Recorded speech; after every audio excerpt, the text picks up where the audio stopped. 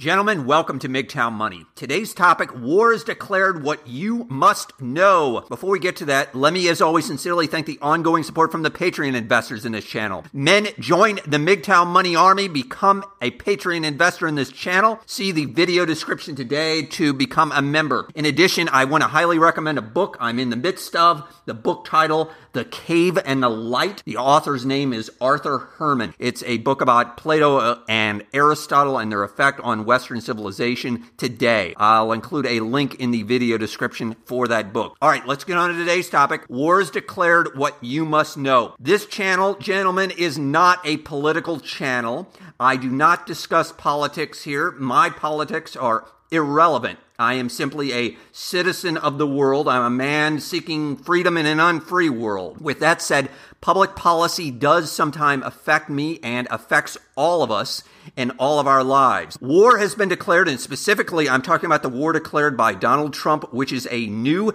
trade war. This is a global trade war. This is sort of the continuing trends we've seen over the last few years, and we've just saw it recently with the Italian elections, of increased nationalism, protectionism in terms of trade, etc. And we're going to discuss that right now because this is critically important to all of you. What it means is when we talk about trade and protectionism, we're talking about tariffs. Tariff is another term for a tax. So in other words, when the United States, for example, imports something, in other words, a country X, whatever that country is, ship something into the United States, it is an import. That import on some goods is going to be taxed now. There are some goods, of course, being taxed today, but new taxes are being added that were not there before. I'm just going to give an example of something that happened recently. The United States recently started taxing, again, adding a tariff to household washing machines being shipped in from South Korea. So if you're LG or Samsung, who is manufacturing these washing machines, and you want to sell them into the U.S. market, in other words, you want them to be sold in Best Buy, for example, you are now being charged a tax, a duty, a tariff that is going to, of course, end up on the price that the end consumer, that you, my friend, when you go to Best Buy to buy it, are going to pay. So in other words, you're going to pay a higher price for that washing machine or whatever that particular material good might be. This is new, and this has tremendous implications, as I'm going to get into in just a second, because in addition, not only are we seeing these in terms of home household washing machines, the newest tariffs that are being discussed that are going to go into effect are going to be on steel and aluminum. Again, imported steel, imported aluminum being imported into the United States from, for example, from Canada. We import, the United States does, a lot of steel from Canada. That is going to have a tax imposed on it. And so, for example, if you are an American car manufacturer, I'm just going to throw one out being Tesla because they're unique. They, of course, import tons and tons of steel and aluminum per year. They are going to have a tax. In other words, they're going to have to pay a higher price for that imported steel. And so therefore, again, they correspondingly are going to need to pass along that price increase to you, the ultimate consumer of their particular product, in this case, cars. Why this becomes important is not only do we have the price increase that you, ultimately the end consumer, are going to see because these tariffs that are being imposed, but furthermore, it could have dramatic effects on your job, on your company, on whatever you do to earn your income. Specifically, what I'm talking about is many times tariffs, again, taxes on imported goods, will have hidden effects. Specifically, they'll have, if you will, second-order effects. So, for example, your company may not have anything to do with importing steel. It may not have anything to do with household washing machines, etc. But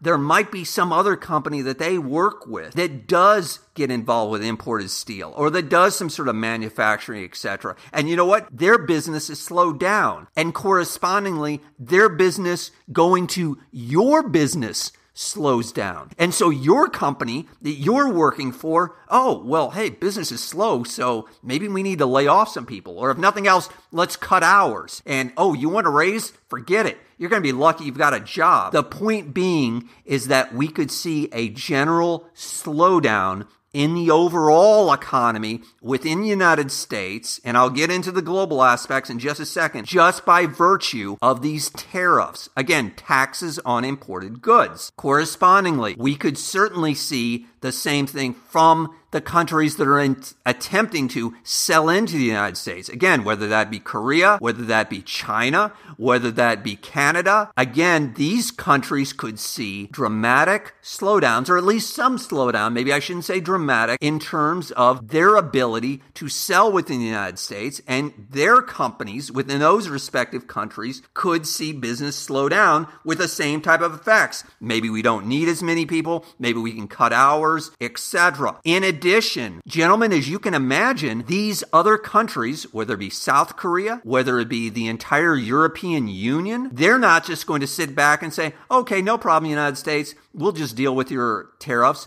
No, they in turn are going to retaliate. Specifically, what I mean is they are going to impose their own tariffs on U.S. exported goods. So if you're a manufacturer within the United States, I'll just give you an example. Harley-Davidson motorcycles was specifically called out by the European Union. If you're at Harley-Davidson and you want to sell products to Europe and Europeans, what they are going to start doing is, or what they've threatened to do is, add a tariff on those imported items. So in other words, they're going to raise the price of those particular motorcycles in Europe. That correspondingly, as you can imagine, could cause a slowdown in U.S. manufacturing of those particular products. In addition, of course, penalizing those people that might want to buy them in Europe. In other words, buy those particular motorcycles. They're also threatening the same thing with whiskeys. In other words, for example, Jack Daniels, which is based out of Tennessee,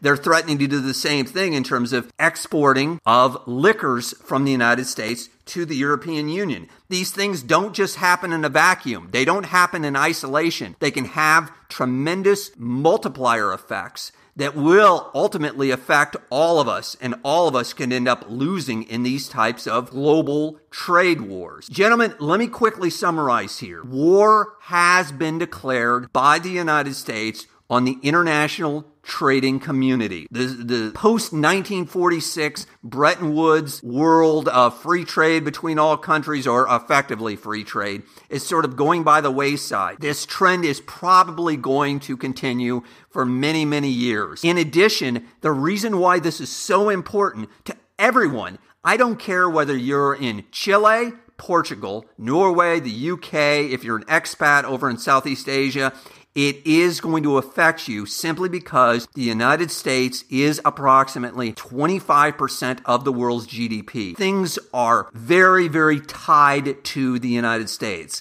The United States sneezes, the world catches a cold. Like it or not, that's the way that it is, at least as things stand today. What we are going to see, evidently, in the United States are, one, prices of imported goods are probably going to increase. In addition, it is highly likely in the future we are going to see a slowing economy in terms of as businesses have to adjust themselves and we start seeing layoffs and unemployment increase, etc., as countries start to retaliate against the United States. Yes, I do understand that some companies are starting to allegedly add people, etc. A la, I just saw that U.S. Steel, etc. is going to be adding some people. The point is, the net effects on this are probably going to be negative. In addition, when you combine these tariffs, these new taxes, with a flattening U.S. bond yield curve, I talked about the yield curve before. Go back to the video that I did on the basics of bonds and that type of thing. We're seeing some indications of slowing economies worldwide. We're seeing things potentially, I don't want to say fall off a cliff, but whether it be in Europe, whether it be in China, and in the United States, things may start slowing down here.